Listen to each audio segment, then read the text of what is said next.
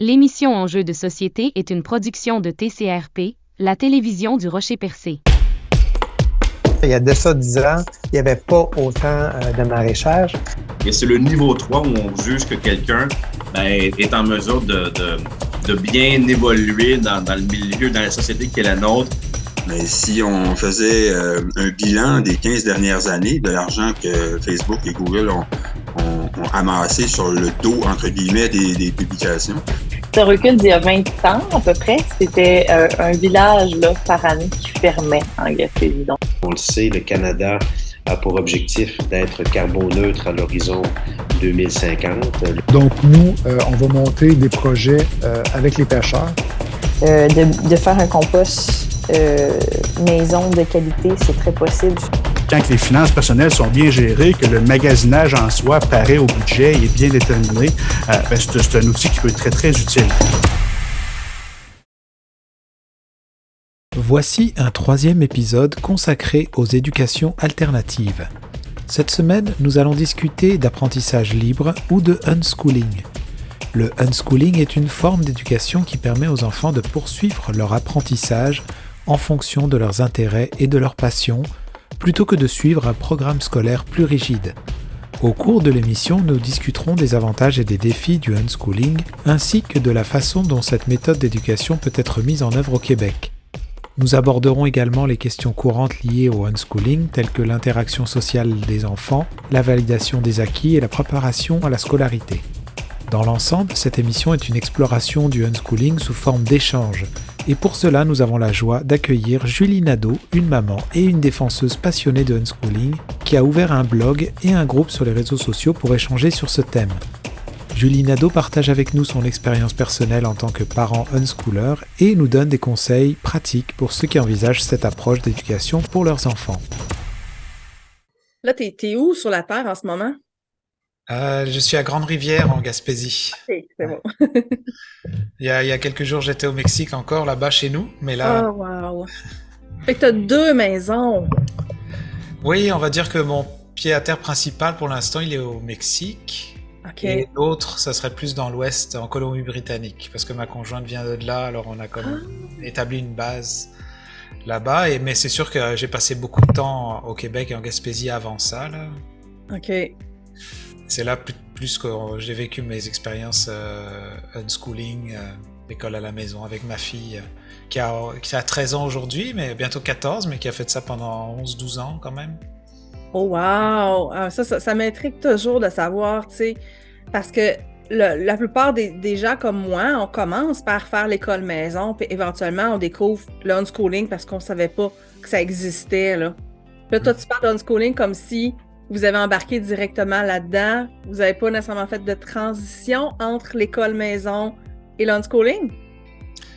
Je pense que on a démarré naturellement comme unschooling et puis c'est plutôt plus tard que quand il commençait peut-être y avoir un peu de rapport à faire pour montrer patte blanche au gouvernement qu'on a adapté notre... on l'a pas forcément rendu différent dans notre quotidien, mais on a intégré peut-être certaines choses pour essayer de répondre à ce qu'on nous demandait, ce que le gouvernement du Québec, parce qu'en Colombie-Britannique, c'est différent. Là-bas, on est beaucoup plus supporté, appuyé. Tu peux même avoir des financements pour payer ton Internet ou des cahiers, enfin bref, des accessoires. Donc. C'est ça, c'est ce qu'on veut au Québec. Puis j'espère que c'est vers là qu'on va s'en aller éventuellement, qu'on va... en tant que Québécois, apprendre des autres et mettre en place ce qui favorise une bonne entente avec les parents éducateurs et non comme ce qu'on a présentement. Ouais, hein. Là, j'entends bien qu'on est des convaincus tous les deux, mais j'avais le goût quand même de t'entendre parce que je te connais pas, donc ça tombe bien. Alors que tu me racontes un peu comment tu... Déjà... On pourrait peut-être mettre la table avec ce terme de pas d'école, parce que je sais pas comment on le traduirait en français, là, l'éducation libre ou pour dire le unschooling, c'est pas vraiment comme l'école, mais on fait quand même une éducation. Comment est-ce que tu décrirais ce terme-là? Moi, j'utilise toujours unschooling parce que même si c'est peut-être pas un mot parfait, c'est le mot que John Holt, celui qui a commencé ce mouvement-là, a choisi. pour expliquer que il n'y a pas d'école comme on le connaît dans les familles. Fait que c'est pour ça que j'ai toujours utilisé ce terme-là chez nous. Mais apprentissage libre, apprentissage autodirigé, qui, je crois, explique encore plus.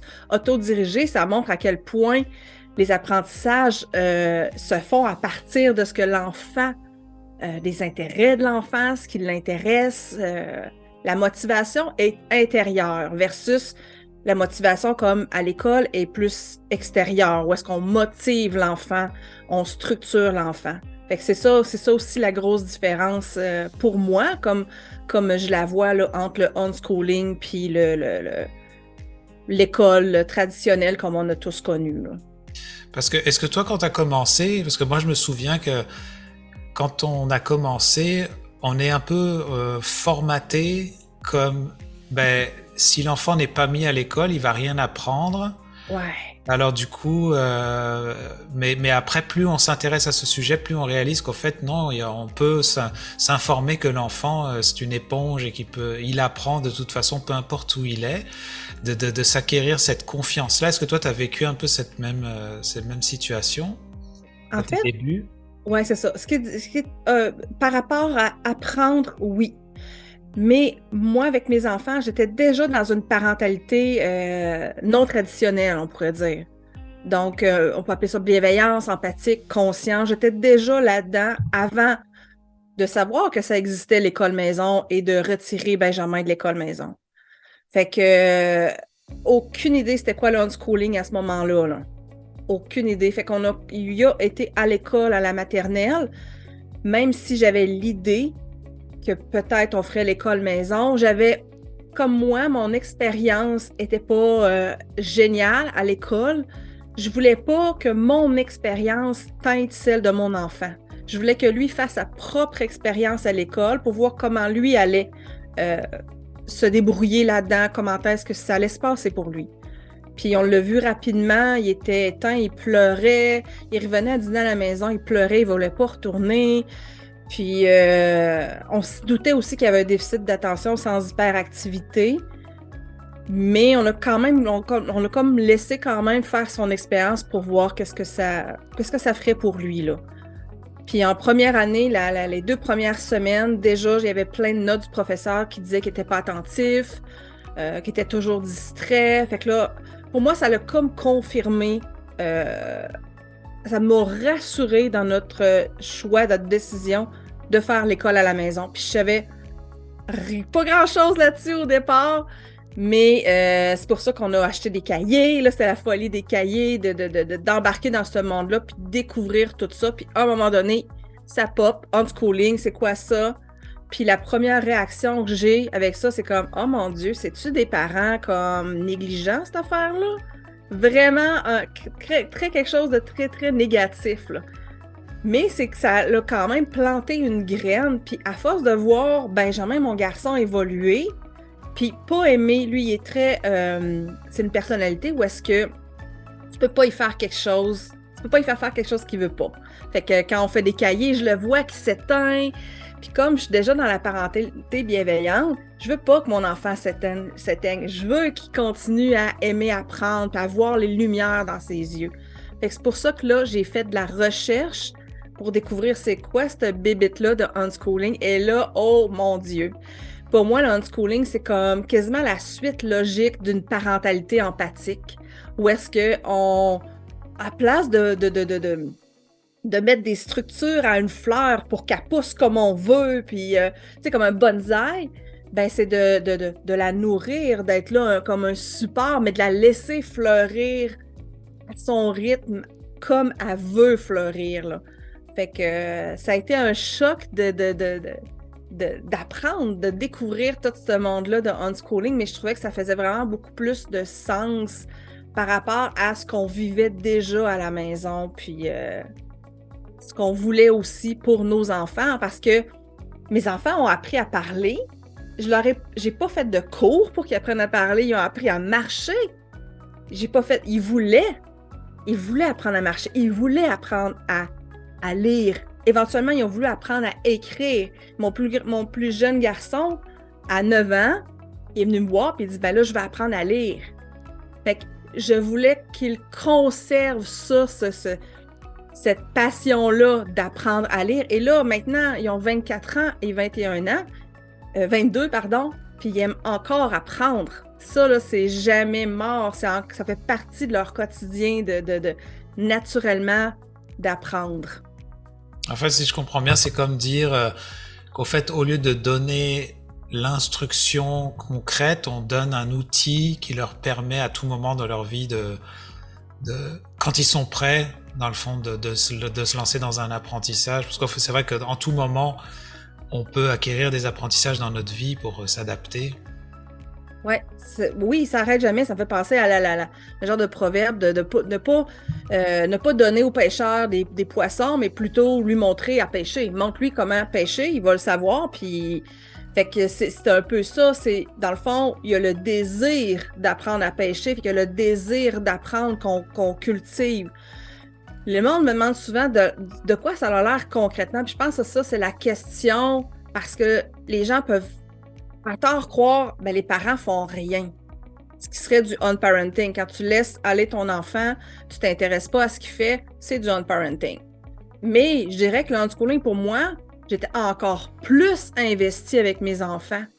Ça veut dire pour moi m'intéresser encore plus à ce qu'ils font, aller les rejoindre dans leur monde, puis proposer des choses. Fait que mon fils qui commence à triper sur les Pokémon, mettons, ben là, je vais faire une recherche pour voir, y a-tu des films là-dessus, y a-tu des documentaires, y a-tu les dessins, il doit y avoir des livres de dessin de manga ou des cours de dessin de manga, tu sais, comme, c'est quoi les opportunités qui pourraient comme faire sortir son intérêt en dehors, mettons, du livre ou quelque chose comme ça, là.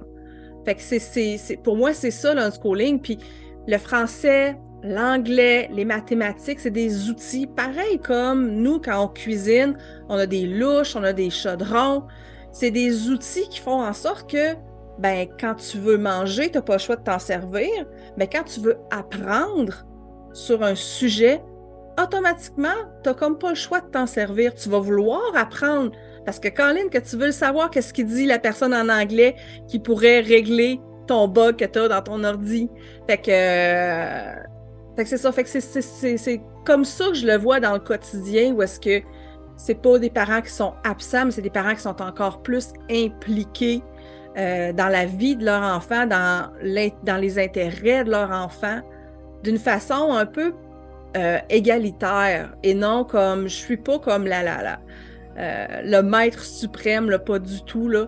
Je trouve que un modèle de respect et d'empathie envers nos enfants est ce qui fait qu'ils deviennent empathiques, puis ils deviennent respectueux. Puis ça, c'est qu'au début, tu as toutes ces idées-là, puis tu lis là-dessus, je lisais là-dessus, puis je trouvais ça super intéressant. Mais c'est sûr que là, vu que moi, j'ai vécu la parentalité traditionnelle, puis que la société dit le contraire, c'est un méchant saut dans le vide de faire « OK, je le sens dans mon intuition que c'est là, vers là, c'est ça que je veux m'en aller. » Mais c'est ça, là, ça chicote, là.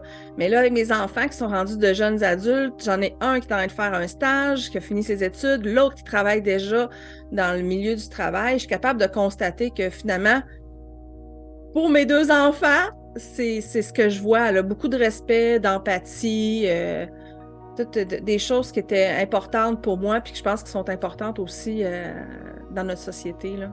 Oui, parce que là, tu as du recul quand même, maintenant qu'ils sont grands et que vous êtes passés au travers de ça.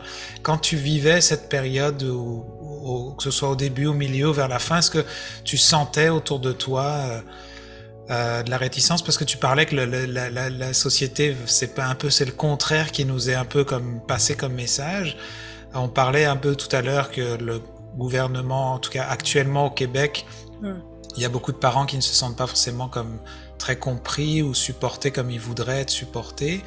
Toi, comment tu l'as vécu à ce moment-là? Est-ce que c'était une forme de pression ou bien t'arrivais à vivre avec ou t'as dû changer des choses? C'est ça. Moi, dans le fond, j'ai jamais, comme en ce moment, avec la direction de l'école à la maison, j'ai jamais eu affaire à eux. Mes enfants avaient déjà 16 ans quand c'est entré en vigueur. On avait au début un suivi avec la commission scolaire. Puis ça se passait bien jusqu'à temps que ça change de personne. Ou est-ce que là, c'est ça, c'est comme une éducation à faire à chaque fois parce que puis c'est normal, je les comprends. Ils viennent d'un milieu très structuré avec une base de croyances qui est très, très différente de ce que moi j'avais là, à ce moment-là. Là. Fait que c'est toujours de l'éducation à faire. Fait qu'éventuellement, on n'a pas eu besoin d'avoir ce suivi-là. Donc, on était vraiment libre de faire ce qu'on voulait.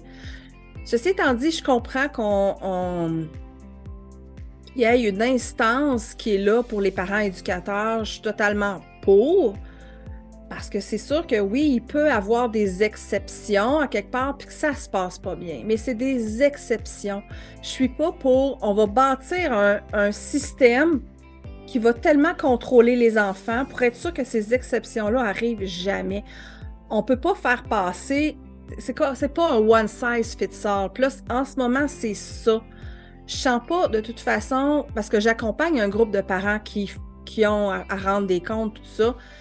Puis je me rends compte que je sens pas un genre d'intérêt la plupart du temps, un intérêt de soutenir le parent. Je sens juste comme un moyen de « OK, les enfants sont corrects, sont pas abusés, ils ont l'air d'apprendre des choses qui fit avec ce que le système offre, that's it. » Versus, comme on disait tantôt en Colombie-Britannique, là, c'est totalement différent.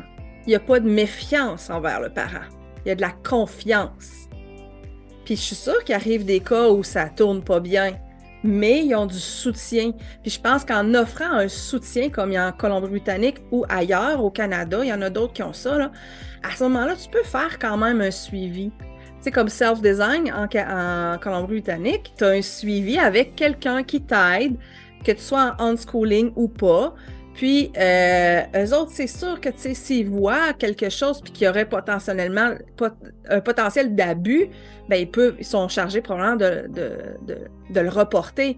Mais c'est des exceptions, pareil comme dans notre société, parce qu'on s'entend qu'être 24 heures sur 24 avec tes enfants, là, c'est pas tout le monde qui veut faire ça ou qui est capable, qui veut le faire, parce que des fois, on veut se réaliser nous-mêmes, puis ça passe par... C'est pas avec les enfants, là. Fait que c'est le fun d'avoir cette opportunité-là. Fait que self-design, je trouve, avoir vraiment... si le gouvernement pouvait être comme ça avec la DEM, d'avoir un genre de soutien aux parents, un guide, et oui, de l'argent, parce qu'eux autres, ils donnent de l'argent là, pour des cahiers ou des activités ou peu importe.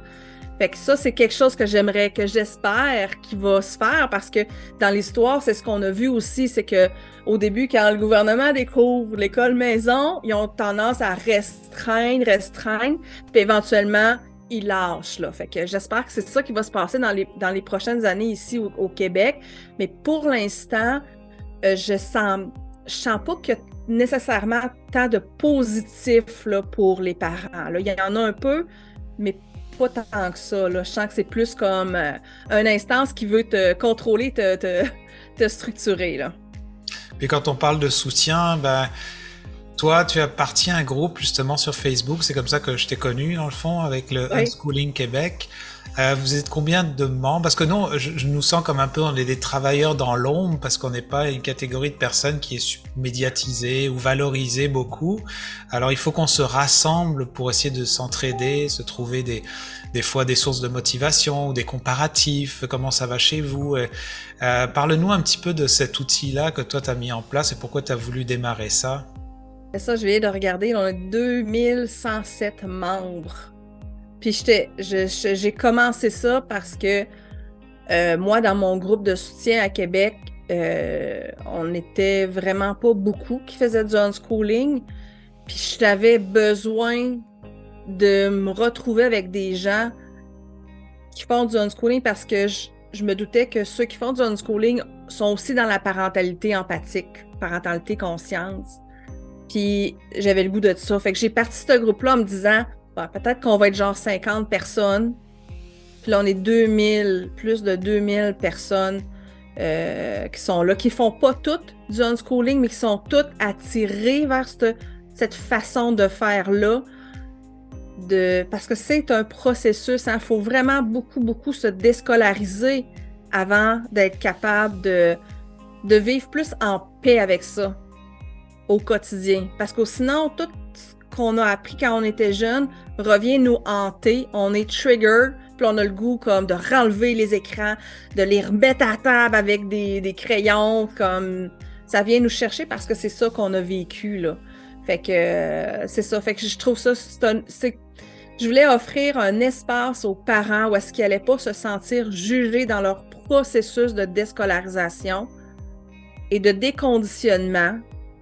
Je voulais qu'ils puissent faire comme moi le processus de là, je vais penser par moi-même. Moi, est-ce que ça me fait du sens, ça, cette pensée-là?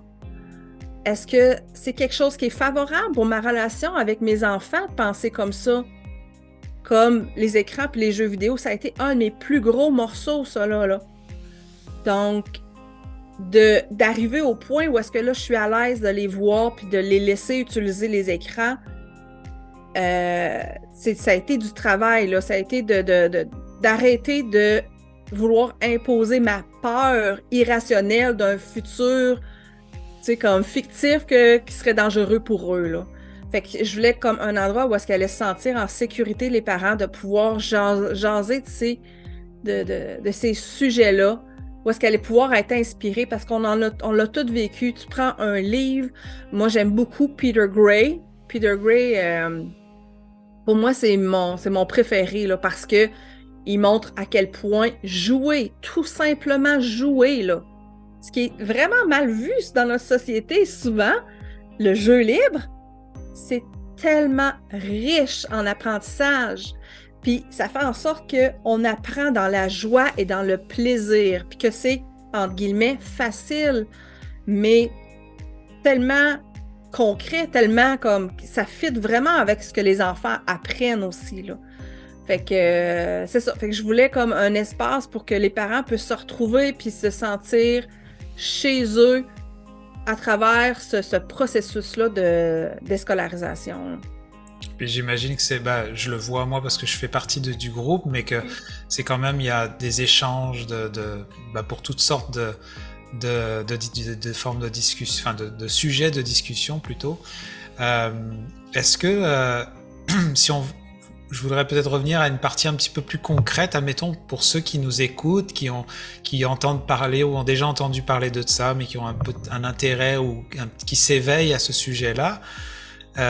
Si tu devais comme raconter une journée type, je sais que c'est pas forcément facile, mais un peu pour donner la couleur ou un reflet, parce que là où je veux en venir, c'est que tu l'as dit tantôt déjà, on dirait que c'est plus un travail pour les parents que de se déscolariser, se déprogrammer, tout ça. Mais une fois qu'on est dans le roulant, comme tu dis, on n'est pas là à abandonner nos enfants et à les laisser enfermer quelque part. Ta vie, il faut l'adapter, on adapte notre vie quand même pour ça. Comment est-ce que toi tu pourrais refléter une journée un peu type ou une semaine type, peu importe, ou une saison type pour dire à quoi ça ressemble un peu le unschooling? Ouais, c'est ça. Je pourrais te dire une journée type quand il était enfant et une journée type à l'adolescence, parce que c'est différent. Une journée type dans l'enfance, la plupart du temps, chaque semaine, il y avait des activités. Donc, une journée par semaine, c'est sûr qu'on sortait faire une activité, soit un cours de dessin qu'il avait choisi de faire, ou au musée, ou on a la chance d'explorer la richesse de notre environnement quand tous les enfants sont à l'école, et même des groupes qui vont au musée. On organisait des groupes qui allaient au musée. Mais une journée où est-ce qu'on sort pas là, à la maison, là, je trouve que ça ressemble un peu pareil comme là, je suis avec mon conjoint, mes garçons, on est tous des travailleurs à la maison, à distance. Je trouve que ça ressemble à ça. Chacun, on fait nos choses, puis il y a des moments clés où est-ce qu'on se retrouve. Bon, le matin, parce que là, on fait à déjeuner, puis on parle de certains sujets. Puis là, Benjamin va me parler, mettons, de son jeu. Là, il joue à Rumble Fighter, puis il y a de la capoeira là-dedans. C'est quoi ça, la capoeira? Puis, fait que là, je fais de la recherche. Fait qu'à la place d'aller, mettons, lire mon livre comme j'avais prévu ou faire mon lavage, là, je tombe en mode recherche. Là, je vais chercher ça. C'est quoi la capoeira? Y a-t-il des cours de capoeira à Québec? Puis, ben oui, éventuellement, j'en ai trouvé, puis il y en a fait. Puis, fait que c'est ça. Fait que là, après ça, on part chacun de notre bord, là. Lui, il va aller sur son ordi, il va jouer à son jeu, ou il va commencer à programmer, parce qu'il a commencé à programmer très jeune, et c'est encore ce qu'il fait aujourd'hui, là. Fait que les moments, là, le déjeuner, dîner, souper, ça, c'est des moments où est-ce qu'on se retrouve ensemble, et je note, très important, dans le plaisir d'être ensemble, et non dans les reproches, dans les questionnements, là. Puis l'après-midi, c'est pas mal pareil aussi. Tu sais, oui, des fois, on va aller au parc, mais c'est toujours des choses spontanées où je propose des choses. Ça vous tente-tu? J'aimerais ça voir à la bibliothèque s'il y a des livres sur la capoeira. Ça vous tente-tu qu'on y aille? Oui, non, on y va. Bon, on s'organise comme ça, là. Fait que très, très, très spontané, souvent dans une journée, pour aller suivre. Puis je trouve ça super intéressant de pouvoir suivre ça, là. L'enfant, là, il trippe là-dessus en ce moment, là. Je veux pas l'éteindre en le bombardant d'informations. Fait que c'est comme tu sais, on connaît nos enfants éventuellement. Je veux juste comme y donner un peu genre, hey, j'ai vu qu'il y en avait des cours de capoeira à Québec, tu sais. Ah oui, on pourrait juste aller voir, tu sais, on n'est pas obligé de s'engager, tu sais. Fait que c'est ça, c'est l'équilibre là, entre trop en donner puis les écœurer et juste comme offrir des choses. Et c'est même aussi, je m'assois, je commence à écouter une série sur les dinosaures. Là, je leur dis j'ai goût d'écouter ça, ça vous tente dessus? Ils viennent pas. Ah, on se fait du popcorn. Ah, mais non, je voudrais faire des cupcakes. Bon, OK. Fait que là, go, on sort, on se met à faire des cupcakes. Puis là, il y a des mathématiques là-dedans aussi, il faut qu'ils comptent, tout ça, bref. Fait que c'est à part les moments de routine du déjeuner, dîner, souper, c'est très, très dans la spontanéité, dans le suivre, ce qu'on a le goût d'apprendre, où l'intérêt s'en va finalement. Puis des fois, c'est carrément moi qui amène ma chaise à côté de celle de mes garçons, puis que là, je m'assois là, puis là, j'y regarde jouer, puis je fais encore ça encore aujourd'hui, là. Où est-ce que je m'assois, je regarde ce qui est en train de programmer, même si je comprends vraiment pas grand-chose, mais je veux m'intéresser à eux parce que je les aime, mais aussi parce que je sais que pour se sentir aimé, ils ont besoin de se sentir vus, écoutés et compris. Donc, je suis là à m'investir avec eux, à apprendre. Hey, wow, c'est qui ces enfants-là? C'est comme, c'est quoi, là? C'est magique, c'est précieux comme opportunité qu'on a d'être parent. Fait que pour moi, ça, c'est une façon d'en profiter, là. Mais une journée que je suis malade puis que je vais vraiment pas bien, parce que ça nous arrive toutes, ben là, c'est une journée de OK, on ferme les rideaux, on prend ça mollo, on écoute des films, puis on mange du popcorn, puis c'est comme... Fait que ça peut être très différent, là, mais ça peut... c'est comme ça que nos journées fonctionnaient, là. Mais à l'adolescence, c'est encore plus... Je dirais encore plus... vu qu'il est encore plus autonome, là, je suis un peu moins dans offrir des choses puis aller chercher de l'information sur leurs intérêts parce qu'ils le font tout seuls la plupart du temps. Fait qu'il y a qui viennent à moi au niveau de l'adolescence, c'est plus comme pour discuter, me partager ce qui les fait triper puis juste me donner de l'information comme ça à laquelle que je m'intéresse. Puis... Mais rendu à l'adolescence, il y avait déjà fait ça. Fait que d'aller chercher l'information toute seule. Là. Puis ça a été aussi à l'adolescence, à 13 ans, comme Benjamin, il y avait un grand intérêt pour la programmation. Puis on avait trouvé ici au Cégep la formation continue. Puis il n'y avait pas de loi. Eux, à 13 ans, ils pouvaient y aller. Fait que c'est ça aussi, c'est de s'inscrire à des cours très scolaires, mais des cours où est-ce que c'est basé sur leurs intérêts. Là. Je sais pas si ça répond un peu. Ouais. Oui.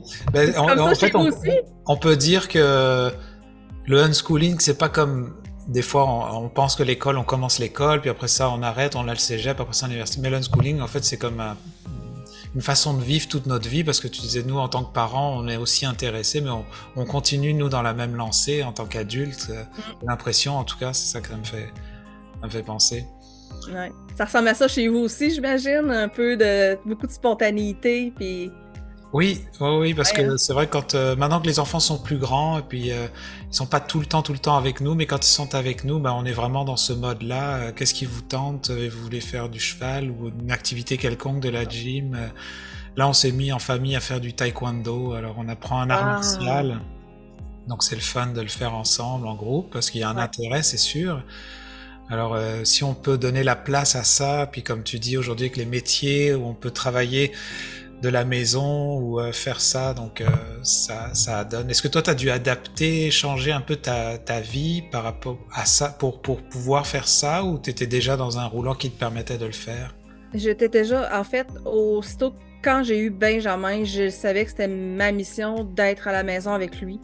Je voulais que, ça peut paraître bizarre à dire, je voulais pas que personne d'autre ait une impression, émettre des croyances négatives en lien avec sa valeur en lui.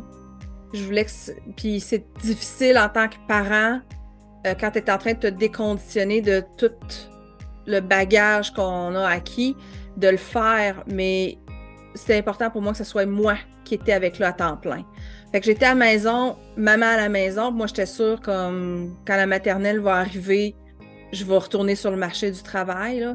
Mais là, quand j'ai vu Benjamin comment ça allait, tout ça, puis là, j'ai fait « OK, là, on a une grosse décision à prendre, là. » Fait que j'ai décidé de rester à la maison. C'était comme... Ça allait de soi pour moi, là, de pouvoir leur offrir. Pour moi, c'est un des plus beaux cadeaux que je leur ai offert, là, de pouvoir être là pour eux, là. Fait que, ouais. Je pense qu'on pourrait en parler longtemps. Moi, l'idée, c'était de faire donner la piqûre à ceux qui en ont entendu parler ou pas. Est-ce que les gens... je voudrais refaire un lien avec le groupe que tu as. Est-ce que si des gens ont commencé peut-être l'école à la maison ou qui ont un intérêt à ce sujet-là du unschooling, est-ce que les gens peuvent aller s'inscrire pour aller avoir de l'information ou échanger avec d'autres parents? Oui, tout à fait. J'ai comme quelques questions avant d'être membre. Je veux m'assurer que les gens sachent c'est quoi le unschooling, là, cette liberté-là de suivre l'intérêt de l'enfant pour pas qu'il fasse le saut quand il arrive dans le groupe, puis que là... mais la plupart des gens, soit sont très intéressés par ça, ils ne savaient pas que ça existait, ou ils savent, puis ils me répondent tellement des belles réponses en lien avec, justement, préserver cette envie-là d'apprendre, cette lumière-là dans leurs yeux des enfants, là. Fait qu'ils ont juste à aller sur Unschooling au Québec, à répondre aux questions, puis c'est moi qui va... j'écris à tout le monde là, pour être certaine que tous là, se sentent bien déjà en rentrant dans le groupe, là. C'est tellement un sujet où est-ce qu'on pourrait en parler pendant des heures, parce que c'est tellement gros, on s'en rend pas compte parce que la plupart de nos croyances sont en dessous de la surface, là. Mais quand on commence à ouvrir puis à regarder un enfant apprendre, à comprendre qu'on n'a pas besoin de le pousser, qu'on n'a pas besoin... c'est ça, on a beaucoup de travail à faire entre parents. Fait que d'avoir un groupe comme ça, là, où est-ce qu'on peut... Puis avoir différentes personnes qui viennent te rassurer et t'offrir quelque chose qui va faire en sorte que, telle personne, t'aimes mieux sa façon de voir ça, tu sais, tu cliques plus avec une, tu connectes plus avec une ou avec une autre, c'est vraiment une richesse, là, d'un groupe comme ça, là. J'aurais tellement aimé ça que ça existe quand j'ai commencé l'école maison, parce que ça a été très différent, je pense. Ça aurait été plus rapide. Peut-être justement pour finir, est-ce que tu pourrais me donner une ou deux références qui t'ont inspiré? Tu as déjà nommé des noms, mais si c'est un livre ou une conférence sur Internet, comment est-ce que... Ouais, peut-être juste donner quelqu'un qui voudrait vraiment dire, tiens, je vais pousser un petit peu plus loin, j'avais jamais entendu parler de ça, qu'est-ce que tu proposerais? Moi, c'est sûr que Peter Gray, son livre, en anglais, c'est Free to Learn. Je pense que c'est peut-être libre d'apprendre en français. C'est un incontournable parce que tu peux pas revenir en arrière quand tu as compris que de jouer et cette façon-là d'être fait en sorte qu'un enfant apprend tellement que rendu au secondaire, comme mon garçon, il te passe un test d'anglais à 16 ans puis tu as de niveau cégep en anglais sans jamais avoir eu de cours, sans jamais avoir... Fait que jouer, c'est puissant. Fait que ça, c'est le livre toujours que je réfère. Moi, j'ai beaucoup aimé aussi Naomi Aldor, qui vient de la Colombie-Britannique. Son livre était bien, mais ses conférences, elle a des DVD qu'on peut acheter, là. Je me souviens plus du titre, mais le coffret est jaune. C'est la seule chose que je me souviens. Puis ça, de l'écouter parler justement de situations concrètes avec les enfants, ça m'a vraiment beaucoup aidé, là, parce que c'est plus dans le concret, là, elle, à ce moment-là. Là. Mais il y en a tellement, il y en a beaucoup. Puis sur le groupe aussi, il y en a, dans les fichiers, on peut aller voir là, toutes les ressources définitives. Je te dirais que, mais tu sais, il y a le film Être et devenir aussi, qui est très intéressant, là. Fait que, puis, tu sais, comme la quête, tu parlais de la quête tantôt, quand il y a des conférences, pour mon conjoint, ça a été vraiment quelque chose de un gros plus, d'aller en personne, de voir des gens qui sont tous des gens qui font l'école maison ou l'unschooling, qui sont intéressés par ça, de pouvoir parler avec d'autres hommes, puis de se créer comme une vision, de changer leur vision de ce que c'est l'école maison, puis l'unschooling. En tout cas, merci beaucoup, Julie, pour ton temps, et puis aussi pour les outils que tu proposes avec ce groupe-là, qui est vraiment riche pour les échanges, et pour nous aider. En tout cas, on se sent des fois supporté, moins seul, et avec les partages d'expériences qu'il y a, les questions qu'on peut poser quand on a des doutes, tout ça, c'est le fun de se sentir en tout cas moins seul. Et puis justement, avant toi, on a parlé aussi avec 2 intervenants de l'AQED, qui est l'Association québécoise d'éducation à domicile, qui sont aussi des gens, des parents qui se regroupent et pour pouvoir s'entraider dans cette démarche-là d'éducation à domicile. Donc je te remercie beaucoup en tout cas pour ton temps. Ah, mais merci à toi de nous donner cette opportunité-là de parler de ce sujet-là qui est tellement passionnant, puis que oui, c'est toutes des graines qu'on sème, puis c'est comme ça que moi j'en ai entendu parler, donc c'est génial que tu puisses nous offrir cette opportunité-là. Merci beaucoup.